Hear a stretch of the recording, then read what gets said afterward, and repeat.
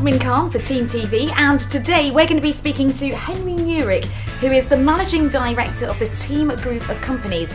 Now, the Team Group specialises in delivering low-cost marketing leads to businesses throughout the UK and overseas, and it generates a diverse range of businesses covering areas such as fax, email and voice marketing, along with telemarketing, SMS messaging, also things like webinars, corporate videos, and of course some sales incentives. So Henry, lovely to have you here today. Welcome along. Thank you. It'd be great to know a little bit about you, some background about you, and of course the question that I would like to ask is, why did you swap the sunny shores of New Zealand for the rather windy shores of the UK? Okay, my background is primarily publishing. I got started at the age of 11 and then again in university, and most of my life I've been a publisher.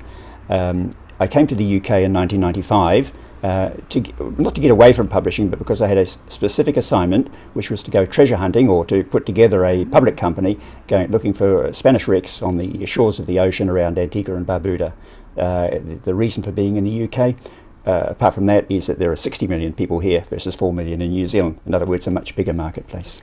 Now, I see you came to the UK to do treasure hunting, and you don't look like your average pirate, and you don't seem to have a parrot. Tell us a little bit more about your treasure hunting experiences, Henry. Basically, I got involved in the treasure hunting because back in 1980, I was involved in a hunt to find a boat called the Lutine, which sank off the coast of Holland in 1799. In that instance, my job was to raise all the funding for the expedition, and again in 1995, the same thing applied. The people who had employed me in 1980 came to me again and said, will you put the money together for us to go and look for the Spanish wrecks around Antigua and Barbuda? So you're right, I'm not a treasure hunter in the sense of diving on the ocean floor, nor do I have a parrot, but I'm the funder of putting together the funding packages. Now, you mentioned, Henry, a year in Singapore. Tell us a little bit more about that. Yeah, Singapore was if you like, a stop-off destination on the way to Europe.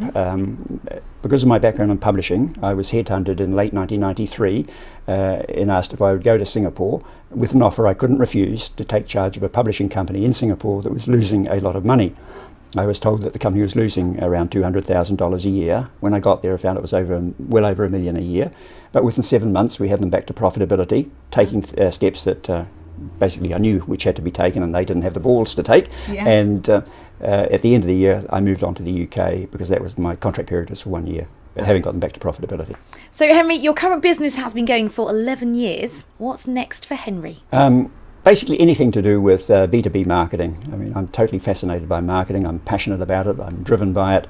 And the company that I have at the moment, as you say, has been going for 11 years. We do a number of different things revolving around marketing, such as fax broadcasting, email marketing, voice broadcasting. Recently we moved into text marketing, and currently we're working very closely with an offshore telemarketing company in Morocco, offering heavily discounted telemarketing services back into the UK marketplace, because our whole ethos really is about low-cost leads for business. Right, so you've had quite a colourful kind of career, haven't you, going from publishing to treasure hunting and now this as well. What's your favourite? What's been your highlights of your career? Would you say this is your main passion, marketing? Yeah, absolutely, yeah. I'm totally driven by it, and the books behind you on the shelf invariably are about marketing or sales or anything to do with B2B communications. And now, talking of treasure hunting and books, didn't you tell me a story of a book that you found and you paid literally pounds for, and it was worth about nearly a couple of thousand? Is that right? Wish it was. Not quite £2,000, but certainly $1,800. Wow. And it's a book called Tested Advertising Methods, written by one of the great marketing people of all time, or advertising copywriters, called John Caples.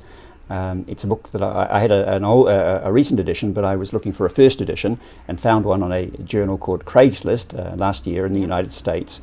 It was advertised for sale at $5 along with some other marketing books, but the person didn't want to send it overseas, so I tracked down somebody who was able to go and collect the book, pay the $5 and eventually send it to me in the UK.